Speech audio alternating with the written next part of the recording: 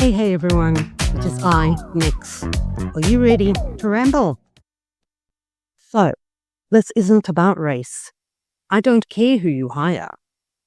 But if you're putting such stringent racial quotas on every other government institution, and now within the private institutions, why is the tax portion of government showing everything else but?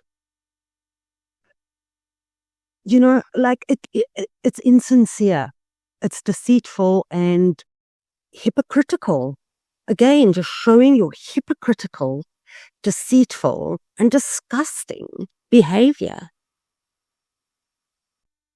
SARS is gearing up to squeeze absolutely every last drop out of the very small taxpayer base they already have.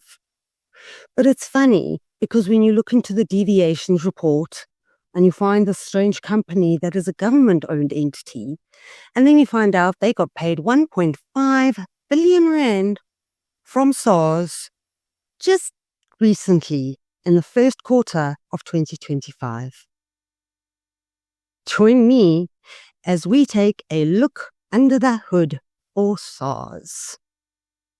So I think it's important we start off by reading a recent news report on Daily Investor, 23rd of May, 2025. South Africa is heading for a fiscal dead end if the government does not confront the unsustainable composition of its expenditure. He stressed that nearly 90% of the country's revenue is consumed by just three items: salaries, social grants, and debt services. 90% of the money that the government spend goes to three areas that produce niks, nada, bogerol. Wow. In total, 820 billion rand in salaries, 440 billion rand in social grants, and 424 billion in debt service costs, which essentially is costing the South African economy 1.2 billion rand a day. A day, guys.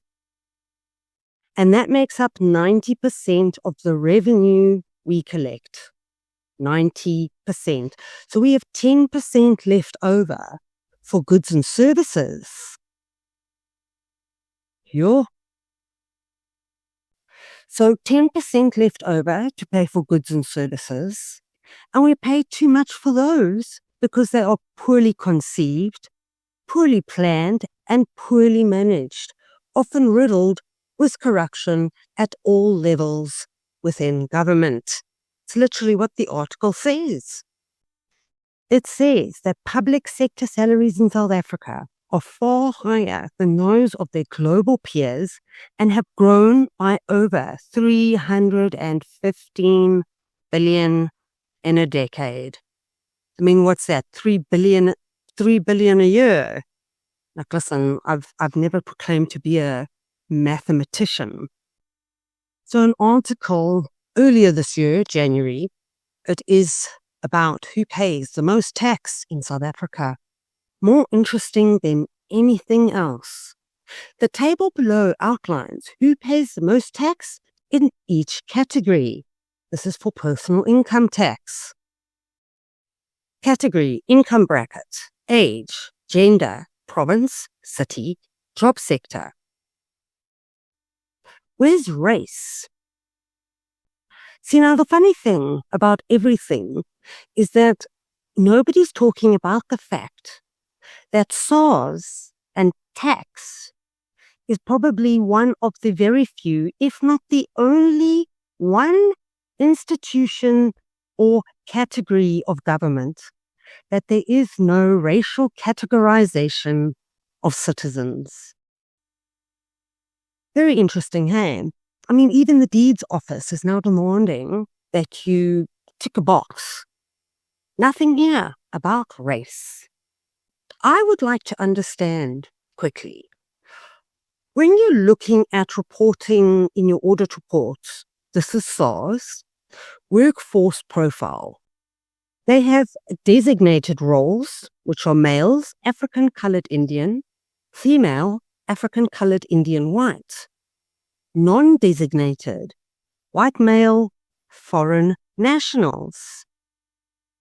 Please tell me that one of you know why white males are now a non-designated group.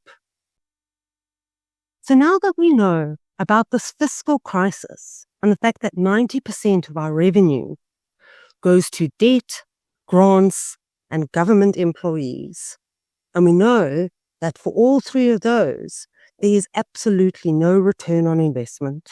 Nothing about those three contribute to growing our economy. So Interfront is a government entity. SARS has just paid them 1.5 billion rand. And this is their board members. And this is your management team. Please can we understand where are the racial quotas within the industry that is tax, SARS.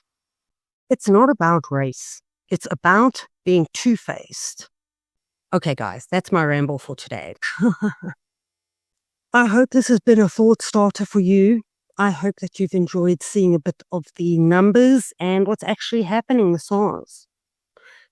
Other than that, really, don't forget to subscribe, like, share, become a member for $14.99, or drop me a super thanks.